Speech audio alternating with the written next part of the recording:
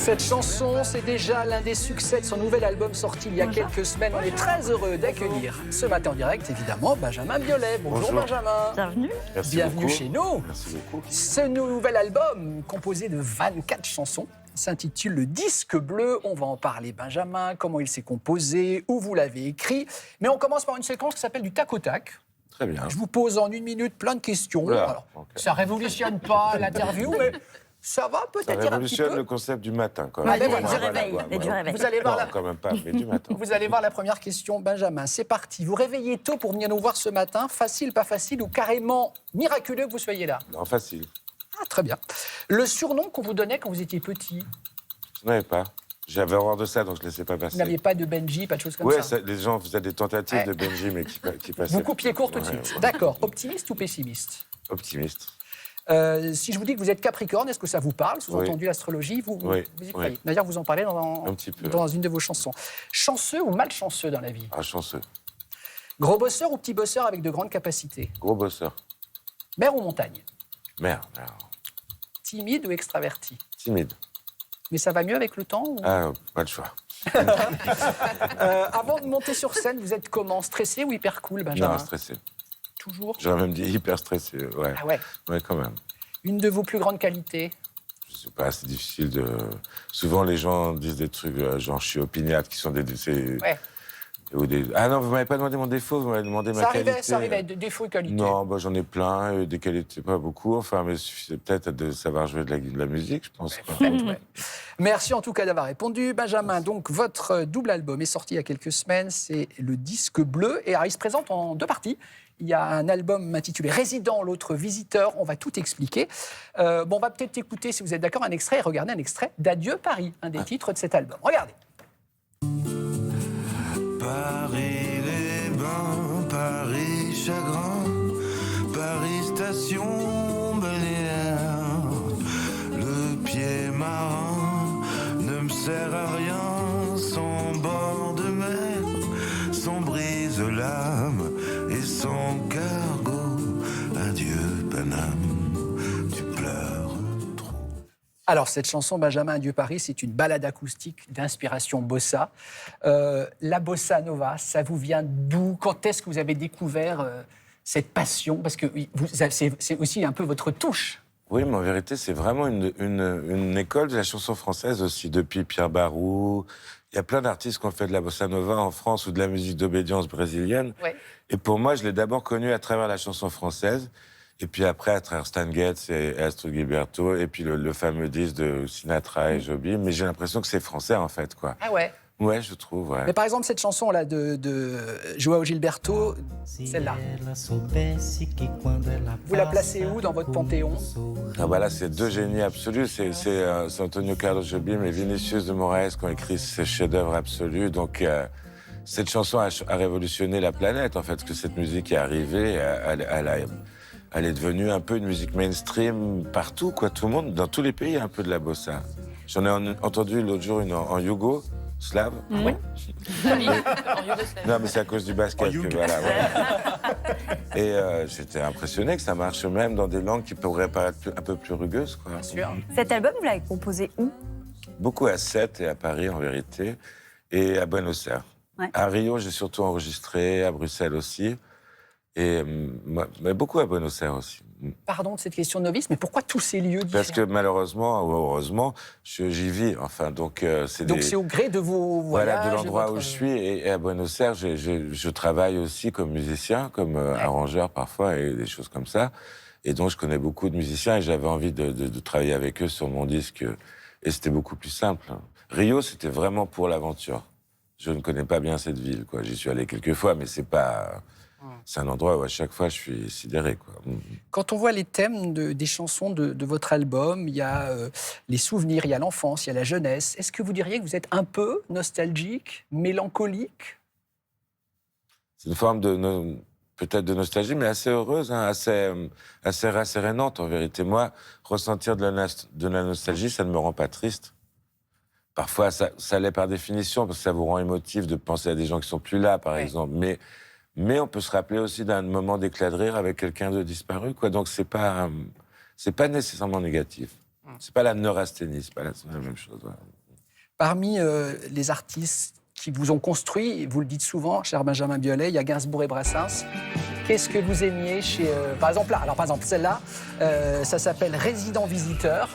On écoute, c'est un peu gainsbourgien, on est d'accord. Là, c'est un hommage, carrément. Voilà, c'est ça. On écoute quelques secondes.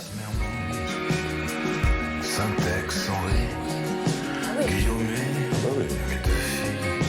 Donc, si on prend Gainsbourg tout d'abord, Benjamin, il a apporté quoi, la chanson française, Gainsbourg? Et la même chose que Charles Trenet, c'est-à-dire qu'ils l'ont très, très respecté, mais un peu violenté, quoi. Et surtout, ils se sont inspirés des rythmes et des tempos et des harmonies des autres musiques, principalement le jazz pour Trenet, mais Gainsbourg un peu tout ce qu'on sait. Et ils ont essayé de mettre des mots en français dans ces musiques qui venaient d'autres pays, et c'est ça qui a rendu ce truc absolument magique. La bossa, c'est pareil, ça vient vraiment du jazz aussi, et ils ont mis leur langue portugaise, et c'est merveilleux. Et Brassens, vous reprenez cette superbe chanson, Les Passantes. Écoutez. À toutes les femmes qu'on aime, pendant quelques instants secrets. Je suppose que vous aviez le choix dans les reprises de Brassens. Pourquoi celle-ci? Il y avait tellement Parce de qu'il choix. n'a pas fait le texte. Ouais. C'est Paul Fort, c'est ça? Ouais, c'est Paul Fort. Non, pas du tout. J'ai oublié le nom du poète. En fait, c'est pas un auteur. Il s'appelle Antoine Paul, pardon. Ah bah oui. On dirait que j'ai une oreillette, mais alors j'en ai pas. Non. Vous ne l'avez pas. Ouais, Non, mais j'ai vu ma Je savais tête. qu'il y avait du Paul. Je savais qu'il y avait du Paul quelque part. Mais Antoine Paul. Et donc, Georges Brassens, c'est unanimement un grand poète, un grand auteur. Il y a des centaines d'écoles qui portent son nom, mais je trouve que comme compositeur, il est très sous-estimé. Et j'ai essayé plusieurs chansons pour le plaisir, et j'ai vu les musiciens brésiliens être emballés par cette composition. Et quand je leur ai dit c'est Brassens, ils étaient surpris, parce qu'ils disaient mais Brassens, c'est pas un auteur. Je dis si, c'est les deux, quoi. C'est vraiment... Et même à la fin du film de Jacques Audiard, Emilia Pérez, il y a une adaptation en espagnol. Ouais. Les gens ont été captivés par ce moment. Donc c'est quand même... C'est lui qui a composé ça avec sa guitare. C'est un grand génie. On en découvre davantage sur vos débuts à Lyon, notamment avec vos amis qui composaient l'affaire Louis Trio. Vous vous êtes connus comment? À Lyon. Les tout débuts? Ouais, mais, surtout Hubert, que j'ai connu au milieu. Au milieu, oui. Mais en même temps, Vincent, son frère aussi, et je jouais avec leur autre frère, et François, c'était un ami, évidemment. C'est une petite ville pour la musique, Lyon. C'est pas aussi compliqué qu'à Paris de rencontrer des musiciens. Et comme c'était des gens très simples, ils avaient beaucoup de succès à l'époque où je les ai rencontrés. Il y avait notamment Chic Planète, hein, c'est ça, qui était un de leurs tubes de l'affaire Louis Trio. Non, mais tout mais pas ça, il y avait énormément de tubes. Puis l'album Mobilis Immobilier, qui avait été un tube, mais aussi ce qu'on appelle un succès critique. C'était rare à l'époque d'avoir les deux, quoi, vraiment. Mais comme il était d'une grande simplicité, Hubert, il allait voir tous les jeunes qui jouaient, donc je l'ai rencontré vraiment très naturellement, quoi. Et vous leur rendez hommage à travers cette chanson, ça s'appelle Les Trois Amis. Écoutez quelques secondes. Les trois amis s'étaient connus lors d'un été sans estivant, l'ombre sans soleil au-dessus, l'humanité pendant ce temps. C'est beau, hein? Déambulait partout. Vous êtes en tournée, Benjamin Biolay, donc actuellement tournée acoustique, et ensuite ce sera une tournée électrique. Oui. Donc vous allez évidemment chanter quelques-unes des chansons de ce nouvel album. Ah bah là, je chante beaucoup de chansons de ce nouvel album. Je chante évidemment d'anciennes chansons. Ouais. Mais je pense que je chante plutôt les chansons plutôt acoustiques, comme ce que vous venez de passer. Je la chante pas celle-ci parce que j'ai pas envie d'être trop ému sur scène non plus. Sur la tournée d'après, c'est des grandes salles, les gens sont debout. J'ai envie qu'on danse aussi. Moi, je trouve que la musique, ça a deux fonctions. Hein. J'aime être assis à la Philharmonie de Paris, écouter un truc où je suis très passif, mais j'aime aussi aller à un festival et faire des bons. On va donner quelques dates pour nos téléspectateurs. Vous serez au Zénith de Paris les 5 et 6 novembre donc 2026, Zénith de Nantes le 10 novembre et le Zénith de Lille le 12 décembre. Vous nous expliquez que vous chanterez évidemment beaucoup de vos succès. Je ne sais pas combien de temps ça dure, 2 heures, je suppose, le spectacle. À peu près, oui. Padam, vous le chanterez? Oui, si vous êtes là, oui. C'est super touchant. Moi, j'ai un côté à la carte. Alors, attendez, avec Maya, on va vous commander. On vous prend un Padam.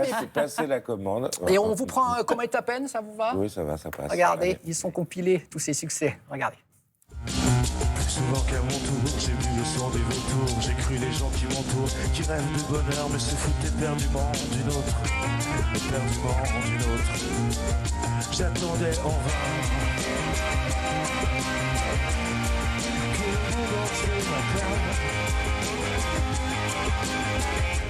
Comment Comment est ta peine? La mienne est comme ça. Faut pas qu'on s'entraîne.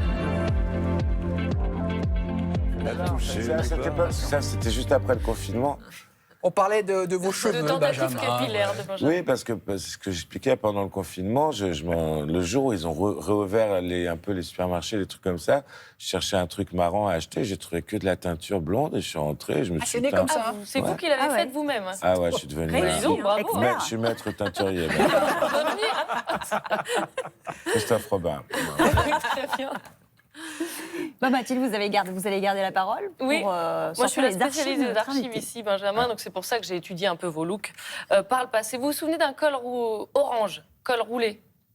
Première interview spéciale qui ne vous est pas consacrée, mais à Henri Salvador, puisque vous venez de lui écrire l'une de ses plus belles chansons, Jardin d'hiver. Col roulé orange. Oui, je vous jure, vous l'avez porté. Plutôt que d'appeler à la rescousse les habituels fabricants de succès pour carrière déclinante, Corinne se tourne vers deux jeunes artistes alors inconnus du grand public, Kerenan et Benjamin Biolay. Jardin d'hiver, une mélodie fragile, des paroles délicates, du travail d'artisan pour une chanson loin des modes, presque à contre-courant. Quand il l'a chanté, ça a été immédiatement sa chanson, quoi. Oui. Il a mis ses quintuples et foyers, pris le texte et il a chanté et ça swingait. C'est d'ailleurs on était vraiment la émus. prise, la première. Ça, là, ouais, c'est pas orange. C'est quoi, drôle, alors vous retenez que ça, en Oui, fait. c'est ça. Ah bah, je regardais que ça, quoi. Bah non, Après, évidemment. Vous n'arrivez pas à vous regarder? mais j'aime pas trop m'attendrir ou être mélancolique pour de mauvaises raisons, quoi. Parce que, par exemple, il n'est plus là, Henri Salvador. Et c'est vrai que, même si ça n'a pas toujours été rose, après, on s'était revus, etc. Après, c'était un peu embrouillé. Et c'est quelqu'un que j'aime tellement artistiquement qui me manque beaucoup, quoi. Évidemment, ça appartient à un passé certain, ça. Bien sûr. Bon, donc vous n'êtes pas nostalgique forcément de cette période. Un an après, vous Ce lancez... pull, je ne cache pas que J'ai pas de ce pull. Vous l'avez plus chez vous. Alors, ma Rassurez-moi. fille aînée, elle a souvent des vêtements à moi, je vais aller l'inspecter. On va peut-être le retrouver. Un an plus tard, donc, vous décidez de vous lancer, vous sortez votre premier album, et voici tout le bien, tout de suite, qu'on dit de vous. Mais c'est terrible. Bon, je suis désolée, j'en ai encore une. Hein. Vous préférez qu'on arrête là? Non. Ah bah non, si tu veux Non. pas vous saborder votre travail. Bon, très bien. Bah, parce que après, vous partez en tournée. Et ça, visiblement, c'est pas hyper facile pour vous. C'est pas une mince affaire. Oula, Hein? maintenant si, mais peut-être que... Ouais, au début, bon. Ah, je l'ai carrément dit à la télévision. Bah, en tout cas, on le dit. Comme auteur, compositeur et arrangeur, le nom de Benjamin Biolay n'est plus à faire. Celui de l'interprète, en revanche, reste à affirmer. À 30 ans, le jeune artiste se met donc à la scène, même si l'exercice n'est pas son préféré. Je le fais parce que c'est l'aventure suivante, là. Après pas mal de disques et tout, je me dis, j'aimerais bien quand même m'exprimer sur scène, essayer de comprendre ce truc qui pour moi est encore très mystérieux et tout. Mais dans l'absolu, ce que j'aime, c'est écrire des chansons et les enregistrer, quoi. C'est ça ma vraie passion. Ouais. Bon, aujourd'hui, vous prenez quand même un petit peu de plaisir quand vous montez sur scène. Non, mais c'est toujours ma vraie passion, mais je trouve que ce que le jeune homme ne savait pas, c'est que... qu'il a dit. Et à un moment, c'est comme ça qu'on voit vraiment si les chansons se portent bien, en fait. C'est à travers le regard des autres. C'était pas une blague sur pas d'âme, ce que je vous dis. C'est quand même là qu'on se dit, là, la chanson est finie, quand les autres l'aiment un petit peu ou la chantent. Se l'approprient, en fait. Oui, ce mot peut exister. Mais c'était quoi? C'était le Le trac à stress l'idée de monter sur scène qui vous pesait à ce moment-là, au tout début ou C'était que c'est très technique. En fait, j'avais fait un premier album qui s'appelait Rose Kennedy, où j'avais chanté tout doucement, le plus doucement possible, avec une énorme orchestration. Et donc, ça demandait beaucoup de maîtrise en studio. Et j'ai très vite compris que sur scène, ce serait impossible à reproduire. Et donc, tant que j'avais pas un matériel, comme on dit, qui était chantable sur scène, dans des conditions normales, j'étais un peu coincé. Bien sûr. Merci Mathilde Merci beaucoup. Hein. pour ce boulot. Vous me tenez informé pour le Il est le content. pull, hein. Ah, mais je tweete direct. Hein. J'ai pas Twitter, mais j'ouvre un compte exprès. Adrien, c'est à vous maintenant. Vous avez ressorti l'Académie des Neufs. Oui, pour notre alors on va. invité. Vous vous souvenez de ce jeu, évidemment cultissime, mais il n'est qu'un prétexte ce matin. Je ne vais pas vous poser des questions de culture générale. Nous avons ici 9 personnalités dont les visages sont évidemment masqués, mais les silhouettes sont tout à fait conformes à la réalité. Je vais vous demander de choisir une de ces 9 personnalités. Vous verrez qui se cache derrière et vous aurez peut-être quelque chose à nous dire dessus. Un numéro qui vous inspire plus qu'un autre, ou une silhouette. 4, je sais pas, parce qu'il est pile en face de moi, je suis pas Alors, sûr, 4. 4. Qui se cache derrière le 4 ? Ah bah voilà. C'est Zinedine Zidane. Alors, j'ai choisi Zidane parce que le foot, c'est une de vos passions. Vous en parlez énormément, vous auriez peut-être aimé être footballeur, mais je n'ai pas lu grand-chose de vous sur Zinedine Zidane. Est-ce que pour vous, c'est le meilleur ? J'ai des photos de lui chez moi et tout. Ah ouais ? Ah bon ? Ouais. Et en plus, on est la même idole. Je pense, moi, c'est Maradona. Pour moi, le 1, évidemment. Mais Zizou, c'est un truc fantastique. C'est vraiment... je revoyais des images de lui dans un match de charité. Maintenant, il a encore une intelligence du foot. En fait, il était sublime à voir, quoi. Tous les gens qui aiment la danse, je leur conseille de voir regarder Zidane. le quart de finale contre le Brésil, je crois, ou je sais plus si c'est un 8e ou un quart de la Coupe du Monde 2006. Vous l'avez déjà rencontré ? Oui, mais j'ai pas osé lui dire autre chose. Pas vrai. Après, j'étais assis à côté de lui à un match, mais des gens disaient « Zizou, tu peux bénir mon bébé », des trucs comme ça. C'était vraiment... J'avais jamais vu ça. Ouais. J'ai vécu dans ma vie des moments où j'étais avec des vedettes, mais Zinedine Zidane, je n'ai jamais vu ça. J'ai jamais vu quelqu'un... La fascination mais qu'il quelqu'un inspire. d'aussi aimé, même. Ouais. C'est dingue. On lui demandait de bénir un bébé, quand même. Je vous donne quoi. sa photo si vous voulez la rajouter chez vous. En plus, je vais la garder, quoi. Ouais. Voilà, je vous la donne. Un autre numéro ? Le 7, comme la ville de Sète. Ouais, Le 7. Alors, qui se cache derrière le 7 ? C'est Marilyn. Parfait, écoutez, Vous, c'est votre panthéon, pour le coup, entre Zidane et Marilyn. Alors, Marilyn, vous avez dit dans une interview, c'est mon amoureuse. Ah oui, quand j'étais petit, c'était mon amoureuse. C'est pareil, on imagine. Quand on réalise pas vraiment que ces gens ont existé ou existent, on a du mal à réaliser qu'ils ne sont plus là. Par exemple, dans le cas de Marilyn Monroe, moi, j'ai jamais rencontré Marilyn Monroe et tout, mais je la voyais comme... c'est pas un truc de femme idéale, c'est pas un truc réducteur, mais je crois que j'arrivais à percevoir très vite ses failles aussi. Ah oui. Ah ouais. Tenez, je vous donne Et sa ça, photo. on l'entend merci. Et on l'entend dans sa voix quand elle chante. Et puis sa façon de traiter Ella Fitzgerald est merveilleuse, que c'était une artiste majeure de l'histoire de la musique, qui subissait le boycott raciste de certains clubs.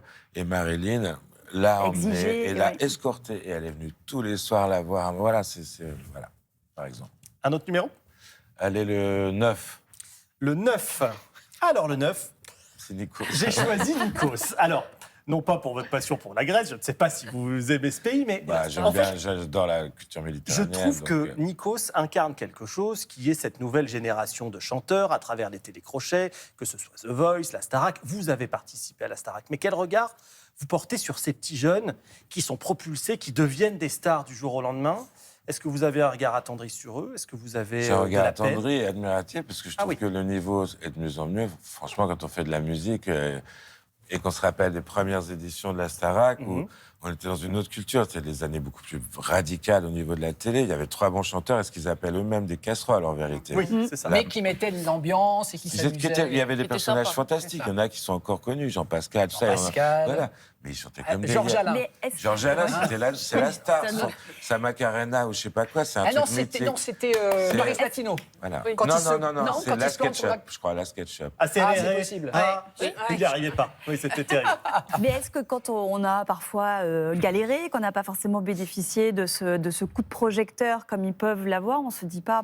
Non, parce qu'ils vont avoir... C'est du succès qui arrive vite. Non, c'est tout aussi dur. Je pense que c'est vraiment...